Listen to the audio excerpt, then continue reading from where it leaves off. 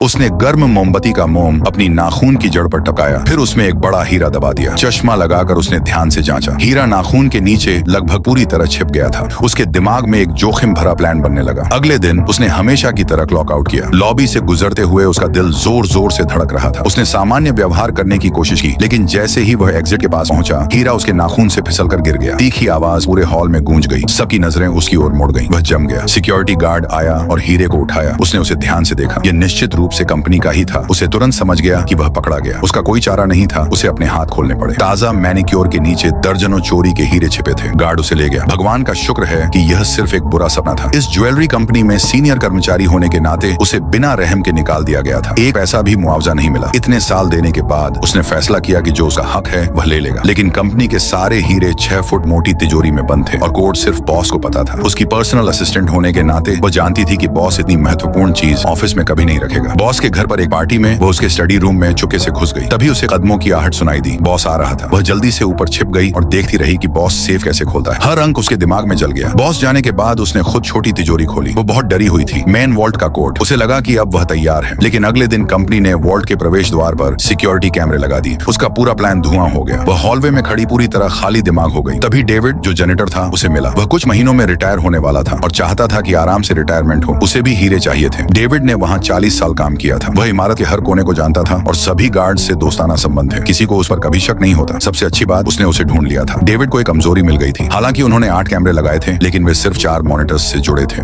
यानी फीड हर minute switch होती थी। इससे उन्हें वॉल्ट खोलने और हीरे लेने के लिए ठीक 1 मिनट मिलता था। वे तुरंत जुड़ गए। उनका प्लान था हीरो को एक थर्मस में छिपाना। डेविड का थर्मस। वह रोज उसे लेकर आता था और गार्ड्स कभी चेक नहीं करते थे। चोरी के दिन डेविड हमेशा की तरह सफाई कर रहा था। जब नाइट शिफ्ट शुरू हुई, वो पूरी रफ्तार से दौड़ा, अपनी क्लीनिंग कार्ड को वॉल्ट के दरवाजे तक धकेलते हुए। लेकिन जब अनलॉक करने का समय आया, उसके हाथ कांपना बंद नहीं कर रहे थे। वह बहुत समय ले रहा था। उसका दिल मुंह को आ रहा था। सौभाग्य से उनके पास बैकअप प्लान था। उसने पब्लिक फोन से सिक्योरिटी ऑफिस कॉल किया। गार्ड फोन उठाने के लिए खड़ा हुआ। जब तक वह अपनी स्क्रीन पर वापस आया, डेविड पहले से ही वॉल्ट के अंदर था। अगली सुबह वह काम पर आई और डेविड से टकराई, जो अपनी नाइट शिफ्ट खत्म कर रहा था। उन्होंने सामान्य हेलो कहा। उसने उसके हाथ में थर्मस पर नजर डाली। उनका प्लान कामयाब हो गया था, या उसे ऐसा लगा, क्योंकि डेविड के थर्मस के अंदर हीरे नहीं थे, सिर्फ साधारण कॉफी थी। जब बॉस ने वॉल्ट खोला और उसे स्टॉक गिनने के लिए अंदर जाने को कहा, वह जम गई। वॉल्ट पूरी तरह खाली था। हर एक हीरा गायब था। उसका दिमाग बिजली की तरह फट गया। तभी उसे एहसास हुआ कि डेविड ने उसे धोखा दिया था।